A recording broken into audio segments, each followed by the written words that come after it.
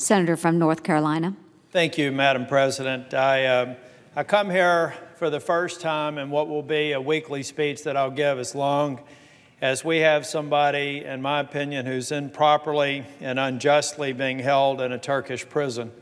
As a matter of fact, this man, Pastor Andrew Brunson, has been in a Turkish prison for 565 days. He was arrested in October of 2016. He didn't even receive charges until about 2 months ago. So arrested without charges in conspiracy to plot the coup attempt by President Erdogan and his regime in Turkey.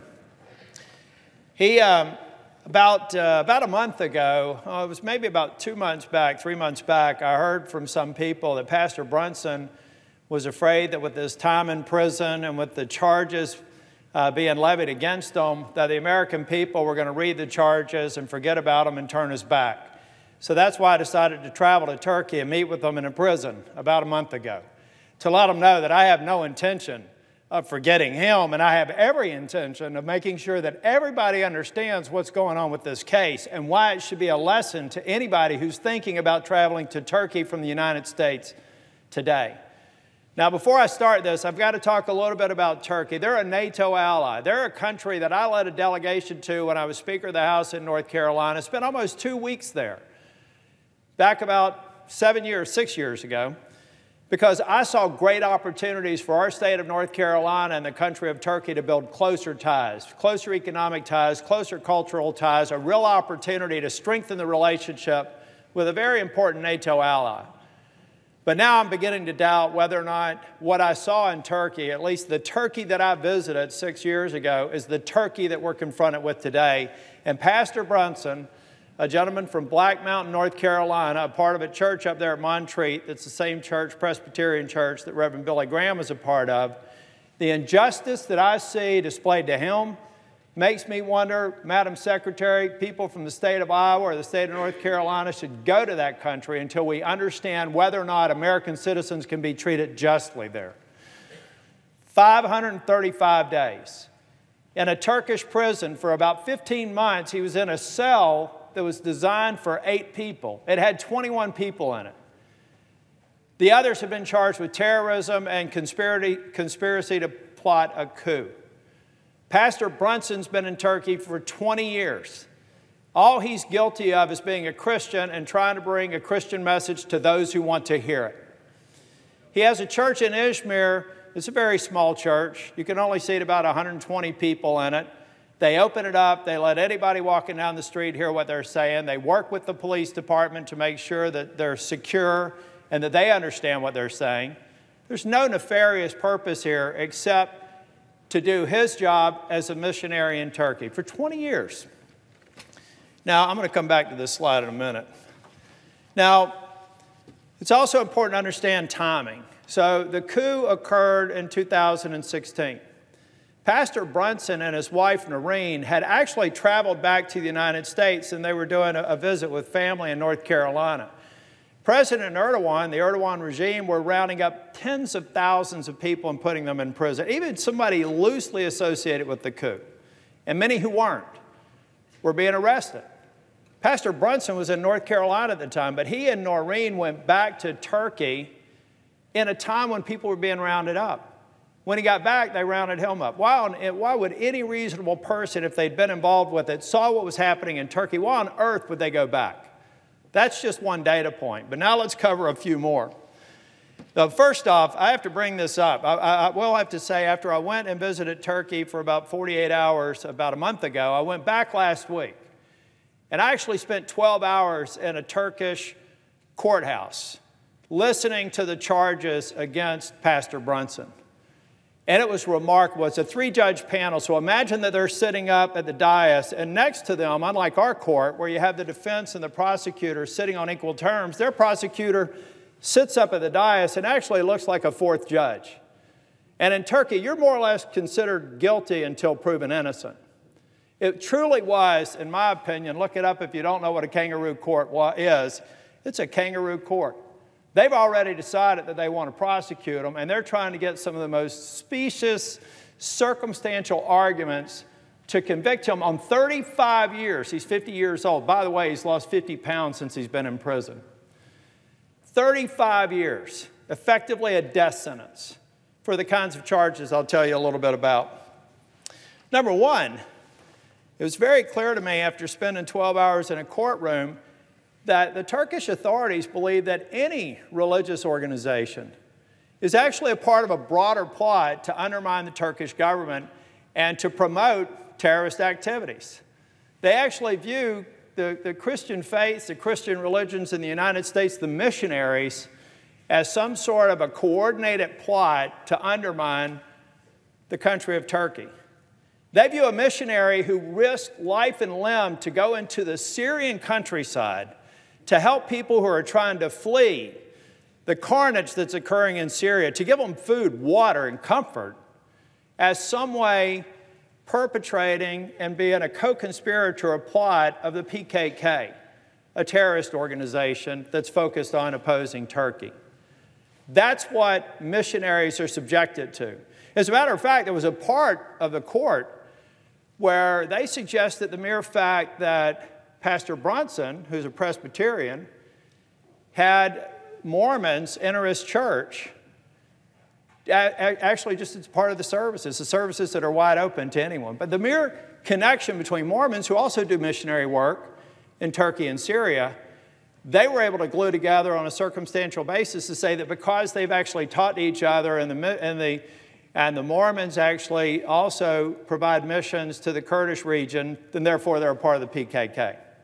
That's what we're talking about. That's why I'm giving everyone a stern warning. If you're traveling in this country, I can't guarantee your safety based on the facts as they exist today. I'm trying to get somebody out who's only guilty for actually being a Christian missionary in Turkey for 20 years. If you went through, and I'm not going to go into the details of this, but when you invest 12 hours in a courtroom, it's a really accelerated learning process. Let me give you an idea of some of the things that they say because they observe this. We're not talking about any specific charge for something violent that occurred or something damaging that occurred. What we're talking about, this is the level of evidence that was presented against Pastor Brunson. There's a dish that's cooked over there. I don't know. I love Turkish food. I eat anything. Usually when I go over there, I gain weight. I mean, it's good food. Well, there was this communication between the daughter and the father about a good meal that they had. And they suggested that that communication, because it was a food that's apparently enjoyed by the Kurds, was a reason to suspect that somehow they're conspirators in the PKK plot. So I'm telling somebody who's traveling to Turkey, be careful what you eat and be careful what you like, and don't put it on Facebook because you too could find yourself in a Turkish prison. That's the level of arguments they're using against this man who's been in prison for 565 days. I'm not making this up. You could not create a movie plot that would be more egregious in terms of the way that they've treated this man for 565 days. Now, after I went to the Turkish prison, Pastor Brunson and I spent about an hour and a half together. And to the Turkish prison officials' credit, they gave me more time than they normally do. At about 59 minutes, they get you out of there. They told me I could spend the time that I wanted to. And the discussion with Pastor Brunson was really heart-wrenching. And the reason it was heart-wrenching is he said, I just firmly believe that people are going to forget about me. I don't know if I think the Congress could read this 62-page bogus indictment and believe that it's true. And I told Pastor Brunson the only reason I was there to look eye to eye to him and tell him the Congress has his back, and this isn't going to go away until the Turkish people release Pastor Brunson. We did something here over the course of 2 weeks, and I also told him in that meeting that I'm going to get members of the Senate to sign on to a letter, and I'm going to prove to you that the people in the Senate on a bipartisan basis agree with my position that Pastor Brunson should be set free. Now, I know, Madam President, you know better than anybody, getting 66 senators to sign up on a letter if you spend 3 or 4 months doing it is uncommon. But to get 66 senators come together and sign this letter in a couple of weeks is extraordinary. It's because when they've heard the argument, they knew that they needed to be a part of the voice of the Senate. And it's no coincidence that I wanted to get 60-plus votes. I want to send a very clear message that we're educating the members of the Senate, and we have the votes necessary to move forward with things that I'd prefer not to do. I'd prefer to be moving forward with legislation that strengthens the relationship with Turkey, our military alliances, our economic alliances, our broader relationship. But we also need to send the clear message that we will take other steps if that's what's necessary to get the attention of the Turkish administration and President Erdogan to do the right thing. And I think all of my colleagues who signed on to the letter, since we published it with 66, we've had others express interest, and I think that's very important. Now, what does President Erdogan say to that? He basically says if we're willing to trade someone here in this country who he believes was involved in the plot, that he'll give us back Pastor Brunson. We have an extradition treaty with Turkey. If Turkey goes through the proper processes and can prove that the person he wants in this country should be extradited because he's guilty of laws broken in Turkey, great. But to compare that pastor who's here or that religious leader who's here with a pastor who spent 20 years in Turkey doing nothing but missionary work, I find objectionable. Now, when I was in Turkey, I had somebody ask me, what do you think about the prisoner exchange? I think what's been offered is absurd, but I'll promise you this. If you know of a Turkish person, a Turkish national in a U.S. prison that was held for 19 months, 17 months without charges, and then was convicted on circumstantial evidence for 5 years, 10 years, or 35 years, count me in on getting them released without even the concept of a trade, because that'd be a terrible miscarriage of justice. Let me tell you, there's not somebody in a U.S. prison, because there's no way that anybody in the United States would have been held overnight in jail for the charges that I saw demonstrated in that courthouse just a week ago. So President Erdogan possibly doesn't know what I now know, having sat through 12 hours of court. I have to believe he's a fair person. And I have to believe he's hearing from people in his administration who are not telling him what they're trying to do to this man and their Turkish judicial system. And I'm here, and I will be here every week, to ask President Erdogan to invest the time that I've invested in, to know it's a miscarriage of justice. It's going to hurt our relationship with Turkey on every level. And I will go from someone who is a strong advocate of a Turkish alliance to someone who maybe has to think twice about just where this relationship goes from here. So, Madam President, this is the beginning of what I hope is a very short time of me coming to this floor and layering in additional facts every week until Pastor Brunson is released. But again, I warn anybody who's going to Turkey to pay attention to what I've just said. Pay attention to the fact that I may not, as a U.S. Senator, and the presiding officer as a U.S. Senator from Iowa, we may not be able to guarantee your safety under the current emergency orders in Turkey. You may actually just find a group of friendly people that you take a picture with and you proudly put it on Facebook because you're reaching out to people, you're traveling to countries, you're trying to build friendships and relationships.